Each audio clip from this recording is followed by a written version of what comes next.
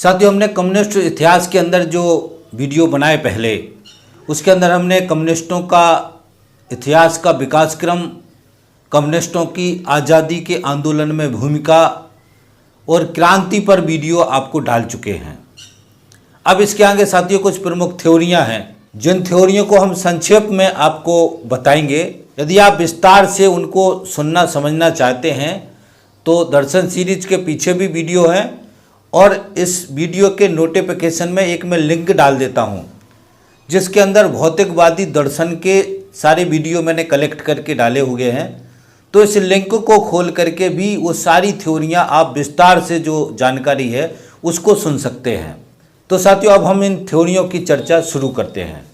सबसे पहले साथी हम 3 थ्योरी आपको समझाएंगे जो बहुत ही महत्वपूर्ण है, जिसमें मूल्य की थ्योरी, अतिरिक्त मूल्य की थ्योरी और डिमांड सप्लाई का जो थ्योरी है, ये क्या है, इसको हमको साथी समझना है। जो आज धन है, संपत्ति है, रुपया है, ये कैसे पैदा हुआ और किस तरीके से इसके ऊपर कब्जा किया गया, ये सारी चीज़ें हम इस वीडियो के अंदर साथी समझेंगे। तो पहले साथियों हम चर्चा शुरू करते हैं मूल्य की थ्योरी।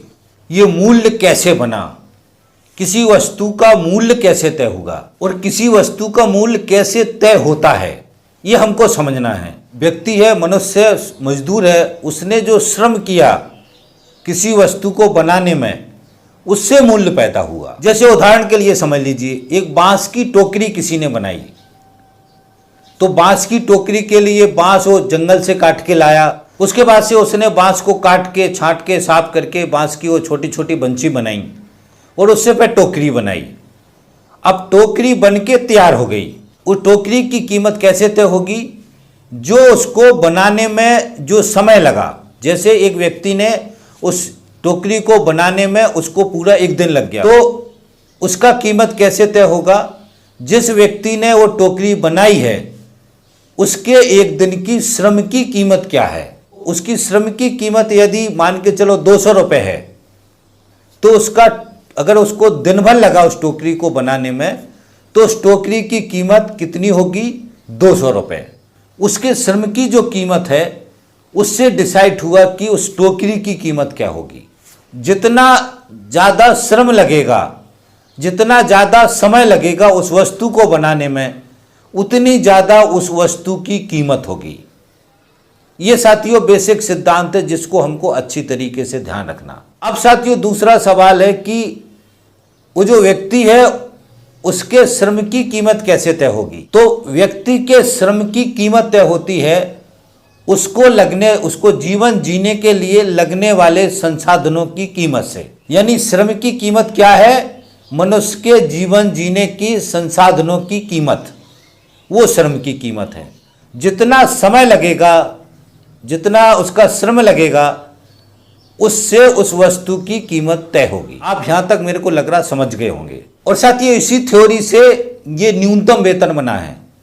आज का जो न्यूनतम वेतन बना है, जिसको हम मिनिमम वेज कहते हैं, मिनिमम वेज का मतलब है उसको जीवन जीने के जो संसाधन मिनिमम, जिसमें वो जिंदा रह सके, उनकी जो कीमत है, उसी के आधार पे उतनी कीमत उस श्रमिक को मिलना चाहिए। क्योंकि यदि उससे कम कीमत उस श्रमिक को मिलेगी तो वो जिंदा ही नहीं रह पाएगा। और साथ ही अब न्यूनतम वेतन व्यक्तियों का कैसे तय होता है, इसी में जोड़ देता हूं। जैसे एक आदमी अनपढ़ आदमी है, वो जो श्रम करता है उसकी श्रम की कीमत कम होती है। उसकी श्रम की कीमत कम क्यों होती है? क्योंकि गरीब आदमी के जीवन जीने के संसाधन बहुत कम होते हैं और उसका जीवन जीने का जो स्तर है वो बहुत ही नीचे स्तर का होता है। झुग्गी झोपड़ी में रहता है और जो भी मिल गया, रूखी सूखी रोटी मिल गई, उसको खा लेता है। इसलिए उसकी श्रम की कीमत बहुत कम होती है। इसके बाद से साथियों जो पढ़ा लिखा युवा है, तो उसकी श्रम की कीमत कैसे तय होगी कि उसके जीवन जीने के जो संसाधन और उसके पढ़ाई में जो खर्चा लगा है वो भी उसकी स्किल के साथ जुड़ेगा, उसके श्रम के साथ जुड़ेगा। इसलिए उसकी श्रम की कीमत बढ़ जाएगी। और जो पढ़ा लिखा जो आदमी है उसका जीवन जीने का जो स्तर है वो भी थोड़ा बढ़ जाता है। इसलिए उसकी श्रम की कीमत जो सबसे नीचा व्यक्ति है, अनपढ़ आदमी है, उससे थोड़ी ज़्यादा होती है। अब बहुत ही पढ़ा लिखा आदमी है, जैसे उदाहरण के लिए समझ लेते हैं डिग्री और डिप्लोमाधारी बच्चे हैं, उनके श्रम की कीमत कैसे तय होगी कि उनका जो परिवार है उसके स्तर से उसके जीवन जीने का जो संसाधन है, उसने जो पढ़ाई की है उस पढ़ाई में जो खर्चा लगा है वो भी उसके साथ जुड़ेगा और उसके आधार पर उसकी श्रम की कीमत तय होगी। इसके साथ में साथ ये ध्यान रखना है कि उसका जीवन जीने का स्तर और ऊंचा होगा, जो श्रम की कीमत है वो ज़्यादा होगी। इसलिए हम क्या देखते हैं कि श्रम की कीमत के दो पहलू हैं, एक तो उसका जीवन जीने का स्तर क्या है और उसने अपने आप को शिक्षित करने के लिए, योग्य बनाने के लिए जो पढ़ाई में, शिक्षा में खर्च किया है उसकी कीमत क्या है। जैसे हम ये देखते हैं डॉक्टरों बहुत ज़्यादा पैसे लेते हैं, हम इसलिए देखते हैं कि डॉक्टरों की पढ़ाई में सबसे ज़्यादा पैसा लगता है। आज की तारीख में सबसे महंगी पढ़ाई है तो डॉक्टर्स की है, इसलिए डॉक्टरों की कीमत सबसे ज़्यादा होती है।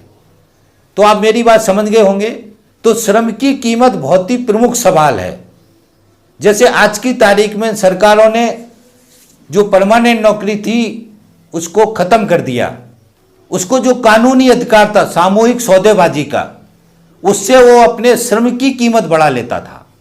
इन सरकारों ने क्या किया कि जो परमानेंट नौकरी का अधिकार था और जो ट्रेड यूनियन का उसको अधिकार था, जिससे वो अपने श्रम की कीमत को बढ़ाता था, जिससे वो अपने जीवन स्तर को बढ़ाता था, वो सारे अधिकारों को इस सरकार ने खत्म कर दिया ताकि वो अपनी श्रम की कीमत ना बढ़ा सके।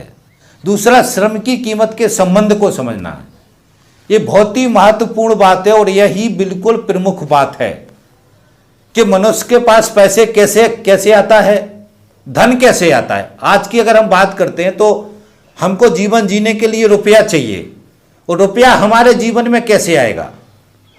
रुपया आएगा मजदूरी की कीमत से, यानी श्रम की कीमत से। यदि परमानेंट नौकरी आपको मिलती है तो आपका वेतन बढ़ेगा, यानी आपका वेतन 10,000, 15,000, 20,000, 50,000, 1 लाख तक भी हो सकता है, तो आपकी श्रम की कीमत बढ़ेगी। यदि आपको परमानेंट नौकरी नहीं मिलेगी, आप ठेका मजदूर होंगे, फिक्स टर्म में होंगे, तो आपके श्रम की कीमत कम होगी। तो श्रम की कीमत का संबंध मनुष्य के जीवन जीने के, जीवन यापन करने के संसाधनों से जुड़ी हुई है। वही एक श्रमिक कारखाने के अंदर काम करता है जो परमानेंट मजदूर है, तो उसका वेतन 50,000 मिलेगा, आपको 1 लाख तक भी मिलेगा, और वही काम एक ठेका मजदूर कम कर रहा है। तो ठेका मजदूर होने के नाते उसकी श्रम की कीमत 8,000, 10,000 है, तबकि काम दोनों एक जैसा है। इसका अर्थ क्या हुआ है? श्रम की कीमत से ही मनुष्य के जीवन जीने का स्तर तय होता है। इसीलिए सरकारों ने परमानेंट नौकरी को खत्म कर दिया और ठेका मजदूरी, फिक्स टर्म और ये ट्रेनिंग अप्रेंटिस का एक्ट लेके आ गए। इसका मतलब क्या है कि अब वो ठेका श्रमिक परमानेंट नहीं होगा तो उसका वेतन नहीं बढ़ेगा, वेतन नहीं बढ़ेगा तो उसका जीवन स्तर नहीं बढ़ेगा, इसलिए उनके श्रम की कीमत कम होगी, इसलिए उनका जीवन स्तर भी नीचे स्तर का होगा, जो उनका वेतन है उसी आधार पर। नरेंद्र मोदी की सरकार ने श्रम कानूनों को खत्म करके, परमानेंट नौकरी और ट्रेड यूनियन राइट को खत्म करके मनुष्य के जीवन जीने के स्तर को घटा दिया। जो मजदूर है, जो आने वाली पीढ़ी है, वो कम पढ़े लिखे रहें, क्योंकि उनका स्तर घट जाएगा तो अपने बच्चों को पढ़ा नहीं पाएंगे, उच्च शिक्षा नहीं दे पाएंगे, जीवन जीने के संसाधन नहीं जुटा पाएंगे, तो उनका मजबूरी होगा कि वो बिना पढ़े लिखे रहें। जैसे ही वो थोड़ा बड़े होते हैं वो काम करने लगे, मजदूरी करने लगे, तो इसका अर्थ है कि समाज में बहुतायत लोग गरीब होंगे, बहुतायत लोगों की श्रम की कीमत कम हो जाएगी। तो श्रम की कीमत कम हो जाएगी तो उनका जीवन स्तर नीचे गिर जाएगा, इससे श्रम सस्ता हो जाएगा। समझ रहे हैं साजिश है? इससे श्रम सस्ता हो जाएगा। जो आज की तारीख में पूंजीपतियों को सस्ता श्रम चाहिए, यह काम नरेंद्र मोदी की सरकार ने किया है।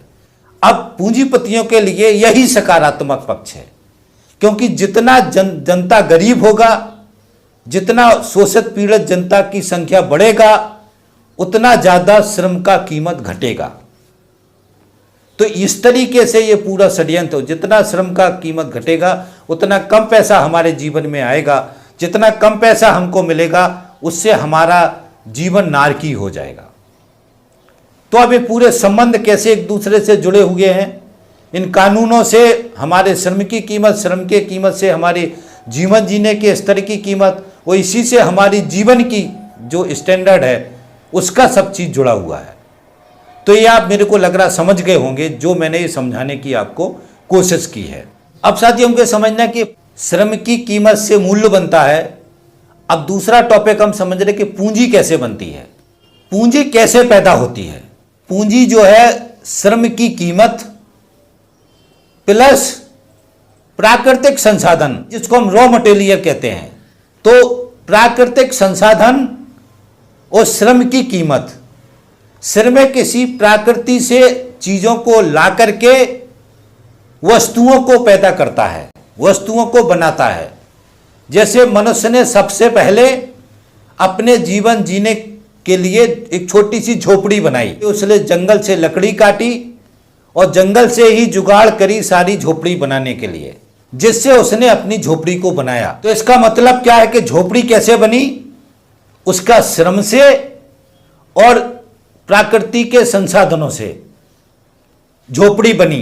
झोपड़ी बनाने में यदि 4 दिन लगे तो उस झोपड़ी की कीमत 4 दिन का उसका श्रम, और जो जंगल से वो सामान लेके आया, प्रकृति से जो लकड़ी वगैरह लेके आएगा, वो दोनों मिला करके उस झोपड़ी का कीमत बनेंगे। हमारे इतिहास में बताते शुरुआती दौर में सामान की अदली बदली होती थी। एक सामान कोई पैदा करता था, एक सामान दूसरा कोई पैदा करता था, और वो जाके बाजारों में सामान की अदला बदली होती थी। जैसे ग्रामीण क्षेत्रों में आप समझ सकते हैं कि किसान गेहूं उगाता था और किसान फिर गेहूं से सब्जी खरीदता था, गेहूं से बर्तन खरीदता था, गेहूं से सारी चीज़ें खरीदता था। तो ये जो स्ट्रक्चर है अदला बदली वाला, वो गेहूं की कीमत और या किसी वस्तु की कीमत किस चीज़ से तय होती थी उस समय, उसको वस्तु को बनाने में, पैदा करने में कितना समय लगा होती थी। जैसे किसी वस्तु को बनाने में 1 दिन लगा और किसी वस्तु को बनाने में 4 दिन लगा, तो यानी 1 दिन बनाने वाली वस्तु से 4 दिन जिसका समय लगा उस वस्तु का 4 गुना कीमत होगा। ऐसे इस तरीके से अदला बदली करके पुरातन समाज में ये समाज चलता था। तो ये मूल्य कैसे निर्धारण होता था ये मैंने आपको बता दिया। कुछ समय बाद फिर मूल्य को बदले में पैसा चला। जब से पैसा चला, किसी भी, पहले सिक्के चले, तांबे के सिक्के चले, धीरे धीरे करके विकास क्रम है, हम सीधे रुपया पे आ जाते हैं। जैसे रुपया चला तो वहां से किसी वस्तु की कीमत रुपया में तय हुई। जहां से पैसा चला तो यहां से साथियों पूंजी शुरू हुई। तो पूंजी फिर एकत्रित करने का तरीका शुरू हुआ। तो एक श्रमिक ने टोकरी को बनाया और उसने बाजार में लाके वो 10 रुपये में बेच दी। जिसने वो टोकरी खरीदी उसने जाकर के दूर जाकर के उस टोकरी को 15 रुपये में बेच दिया, तो उसको 5 रुपये का मुनाफा हो गया। यानी ये अतिरिक्त मूल्य है। इसी तरीके से धीरे धीरे करके जो सेठ पैदा हुए शुरुआती दौर में, उनके पास कुछ पूंजी इकट्ठी हुई और उस पूंजी से उन्होंने धीरे धीरे करके व्यापार किया, व्यवसाय किया। ये पुरानी इतिहास की बात है। उसके बाद से फिर मोहरें चली थी, आपको याद होगा, सिक्के चले थे। तो ये व्यापार का जो विकास क्रम है हमको इसको समझना है। धीरे धीरे करके ये पूंजी पहले व्यापारियों के पास इकट्ठी हुई, उसके बाद से धीरे धीरे करके जैसे पूंजीवादी व्यवस्था पैदा हुई, उसके बाद से जैसे ही औद्योगिकीकरण हुआ, मशीनें पैदा हुई, उससे साधन बनना शुरू हुए। उसके बाद से ये औद्योगिक पूंजी के रूप में बड़ी पूंजी बन गई। तब की पूंजी कैसे पैदा हुई? श्रम से पैदा हुई, श्रम की कीमत से पैदा हुई। तो इस तरीके से पूंजी पैदा हुई। जो पूंजीपति पैदा हुए उन्होंने मशीनों को खरीदा उस पूंजी से, कारखाने लगाए, उसके बाद से फिर मजदूरों को वो एक उनके श्रम की कीमत देने लगे, उसको बाजार में जो पैदा किया उसको महंगे में बेचने लगे, फिर उनको और ज़्यादा मुनाफा हुआ। तो ये इस तरीके से पूंजी का विकास क्रम है, इस तरीके से पूंजी पैदा हुई, इस तरीके से धन पैदा हुआ, इस तरीके से पैसा पैदा हुआ, इसी तरीके से रुपया पैदा हुआ। तो ये विकास क्रम है जो शायद आप समझ गए होंगे, इस तरीके से पूंजी पैदा हुई। इसलिए मार्क्स ने क्या कहा कि जो भी दुनिया में पूंजी है वो श्रम की कीमत से पैदा हुई है। इसलिए जो भी दुनिया में पूंजी है वो समाज की है, क्योंकि इसमें श्रम पूरे समाज ने किया है, तो समाज ने पूंजी को पैदा किया है, इसलिए पूंजी पर अधिकार पूरे समाज का है। जो पूंजीपति कहते हैं कि साहब हमने तो पूंजी लगा दी, हमने पैसा लगाया, मेरा पैसा लगाया, मैंने उस पैसे को पैदा किया, ये जो लॉजिक है पूंजीवादी समाज का, मार्क्स ने समझाया कि पूंजी को किसने पैदा किया? समाज ने पैदा किया। और ये पूंजी क्या है? ये श्रम की कीमत है। श्रमिकों ने जो मेहनत की है उससे पूंजी इकट्ठी हुई है। इसलिए इस पूंजी पर अधिकार किसी पूंजीपति का नहीं है, इस पूंजी पर अधिकार श्रमिकों का है, इस समाज का है, जिस समाज ने इस पूंजी को पैदा किया। ये बहुत ही वैचारिक बात है और बहुत ही महत्वपूर्ण बात है, जिसको हमको अच्छी तरीके से ध्यान रखना है। इसी के साथ में हम अतिरिक्त मूल्य को समझ लेते हैं। अतिरिक्त मूल्य कैसे पैदा हुआ साथियों? अतिरिक्त मूल्य पैदा हुआ जो श्रम की कीमत थी, उसके बाद से उस वस्तु को उससे ज़्यादा में बेचा गया, तो ये अतिरिक्त मूल्य पैदा हुआ। इसी अतिरिक्त मूल्य से पूंजी पैदा हुई। जो अतिरिक्त मूल्य था इसी से पूंजी पैदा हुई।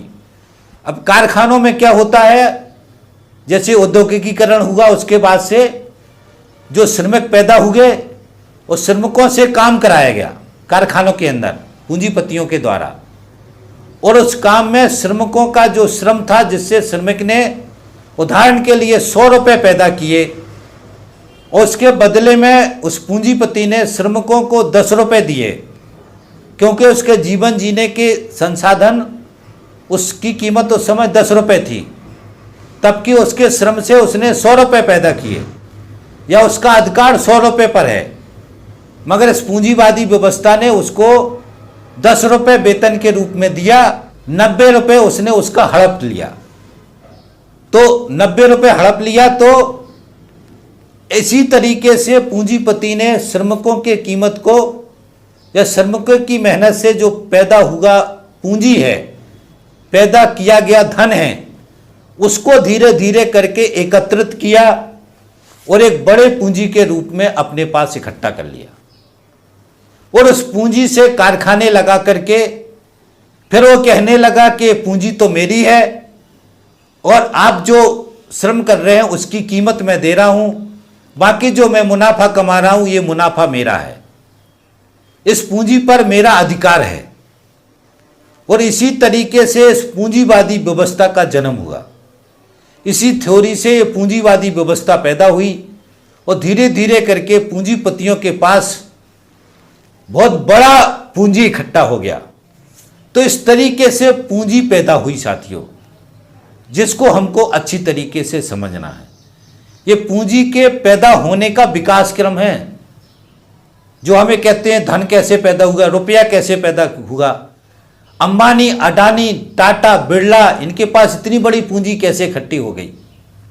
तो ये पूंजी इस तरीके से इकट्ठी हुई, श्रम से जो पूंजी पैदा हुई, श्रम से जो धन पैदा हुआ, उसकी लूट इन पूंजीपतियों ने की।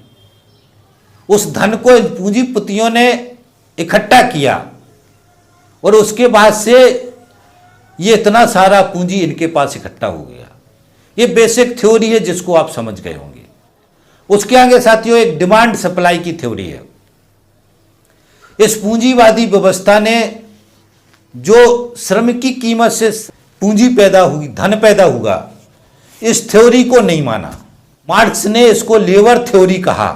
जो लेबर थ्योरी थी पूंजी पैदा होने की लेबर थ्योरी थी, यानी श्रम से पूंजी पैदा हुई, ये थ्योरी थी। इसकी जगह वो डिमांड सप्लाई की थ्योरी लेके आए। उन्होंने क्या कहा कि किसी वस्तु की कीमत उसकी जरूरत से तय होती है।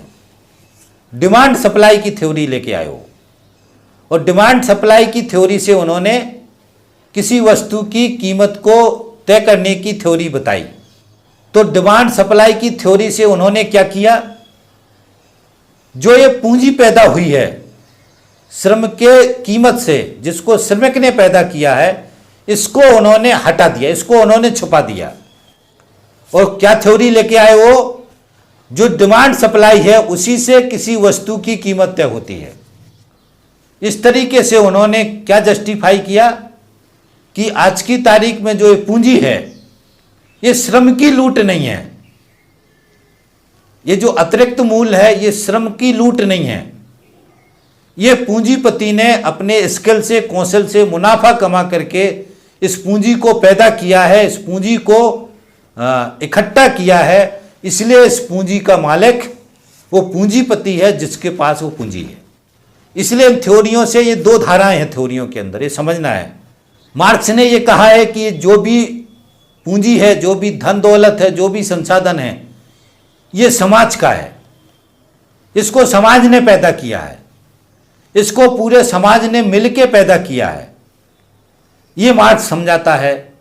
जो पूंजीवादी दार्शनिक हैं वो ये समझाते हैं कि पूंजी डिमांड सप्लाई के कारण से उसकी कीमत तय होती है, और ये पूंजीपतियों ने अपने व्यापार से, व्यवसाय से, अपने स्किल से, अपने कौशल से इस पूंजी को पैदा किया है और इसी पूंजी को इकट्ठा किया है। जिस पूंजी को पूंजीपति कहता है ये मेरी पूंजी है, मैं इसका मालिक हूं, ये मेरा धन है, ये मेरी संपत्ति है, तो इस तरीके से वो इसको जस्टिफाई करते हैं। और यहीं से साथियों समझना है कि दो तरीके की जो राज सत्ताएं हैं, राज व्यवस्था है, उनका रास्ता बनता है, यहीं से रास्ता बनता है। तो साथियों बहुत ही महत्वपूर्ण बात है, और ये बहुत ही महत्वपूर्ण विकास क्रम है, जिस विकास क्रम को हमको अच्छी तरीके से ध्यान रखना है। तो ये मैंने संक्षेप में आपको मूल्य की थ्योरी, अतिरिक्त मूल्य की थ्योरी, पूंजी कैसे पैदा हुई और डिमांड सप्लाई की थ्योरी, इन थ्योरियों का संक्षेप में मैंने ये चीज़ें आपके सामने रखी हैं। जैसा मैंने बताया विस्तार से मेरे वीडियो हैं, अगर विस्तार से इन थ्योरियों को अलग अलग समझना है तो उन वीडियो को आप सुन सकते हैं।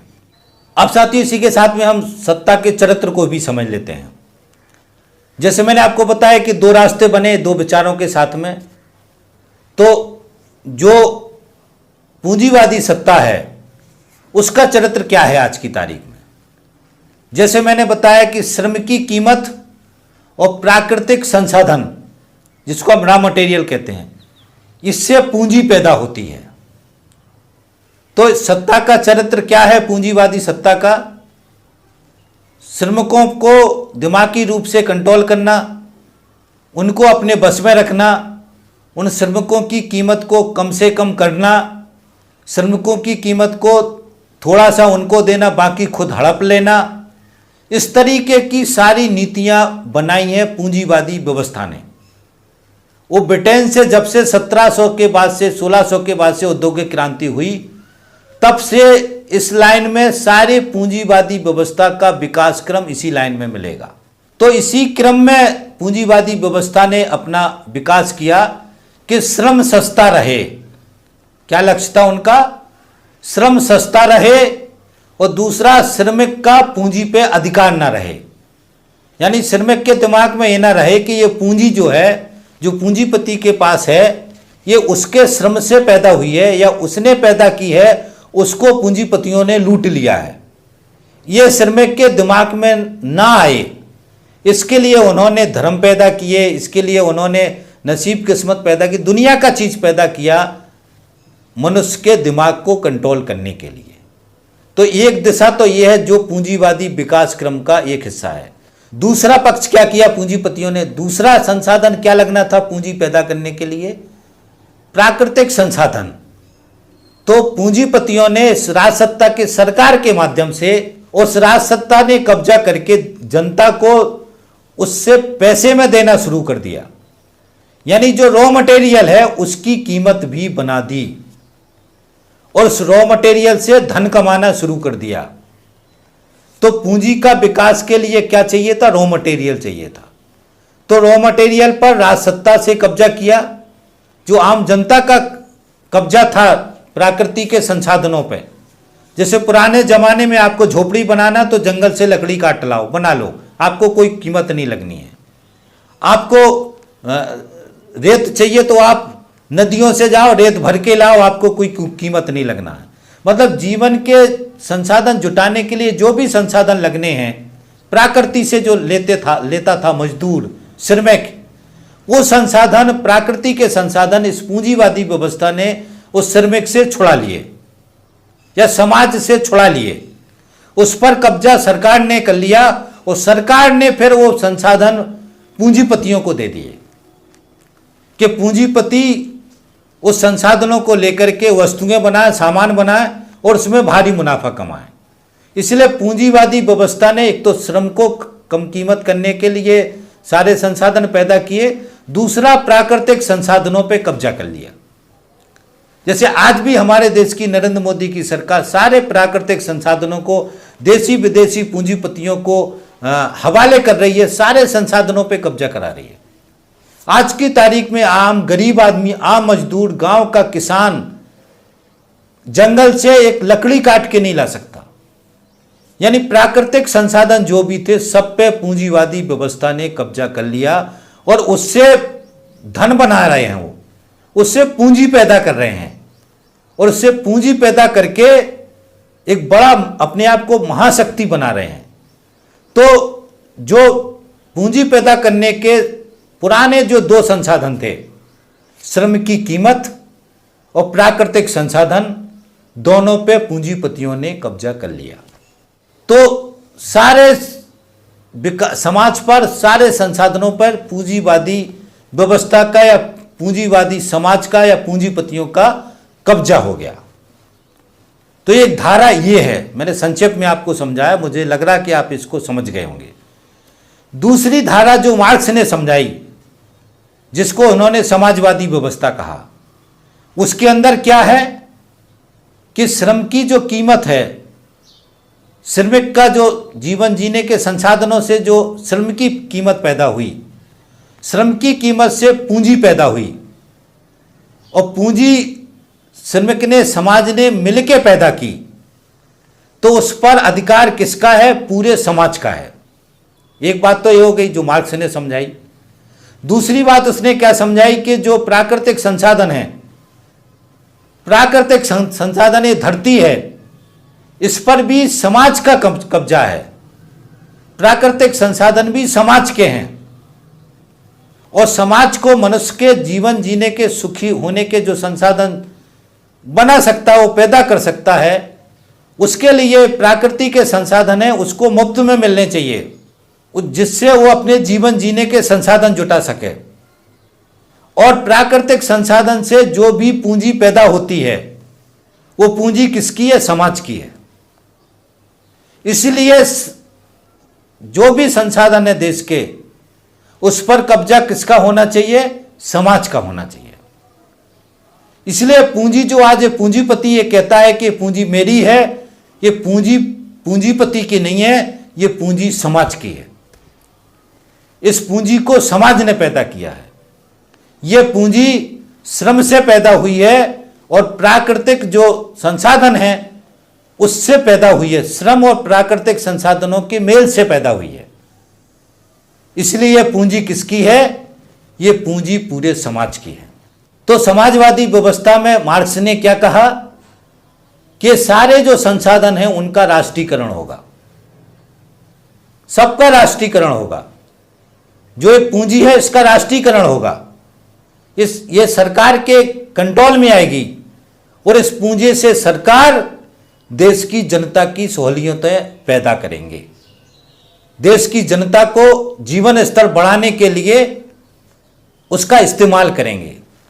जैसे शिक्षा सबके लिए मुफ्त करेंगे, अस्पताल सबके लिए मुफ्त करेंगे, जो उसके जीवन जीने के जरूरी संसाधन हैं वो उसको बहुत कम पैसे में मिलेंगे।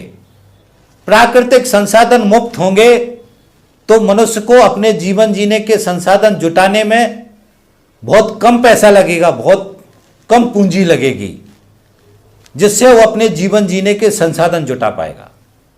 इससे असमानता कम होगी, इससे असमानता कम होगी और समाज में बराबरी आएगी। सब लोग खुशहाली से अपने जीवन को जी पाएंगे। यह फार्मूला मार्क्स ने दिया। तो ये वर्गीय चरित्र समझ गए होंगे आप।